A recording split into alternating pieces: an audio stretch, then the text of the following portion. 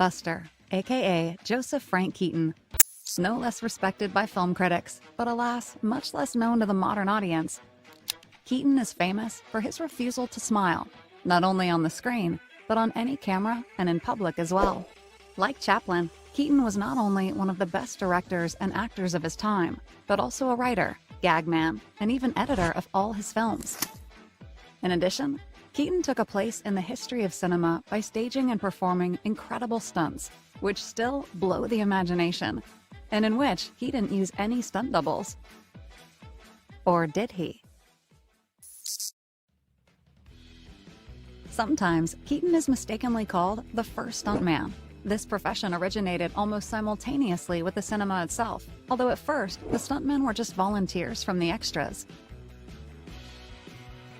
Every year in Hollywood, several people died on the set, and hundreds were injured. So it's not surprising that Keaton became, apparently, the only one of the big movie stars of the 1920s who executed all of the stunts in his films himself.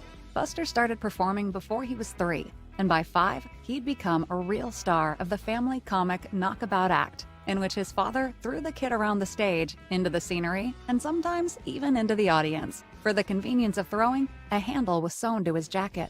By the age of 21, when Keaton got into cinema for the first time, such long-term training made him one of the most brilliant acrobats and athletes of the screen, and his natural fearlessness, along with amazing endurance, earned him a nickname from the employees of his own studio, which Buster was obviously proud of: the Little Iron Man.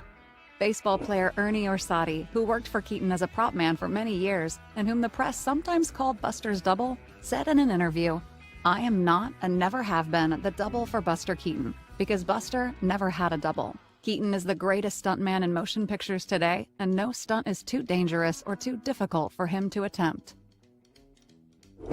He just didn't slip and fall down. He'd do a lot of things before he fell down, you know? You can't double a guy like that doing those things. Keaton began his screen career in 1917 at the studio of the famous comedian Roscoe Arbuckle, and during his apprenticeship, he not only performed his own stunts, but was also often stuntman for others, replacing even girls in dangerous scenes. For example, in this shot, Buster flies out of the boat instead of Alice Mann, and here, he most likely makes a high dive instead of Alice Lake. Here, Buster jumps from a horse-drawn carriage to a horse instead of a coachman. And here, packed in pillows, he makes a risky fall from the slope instead of Roscoe himself.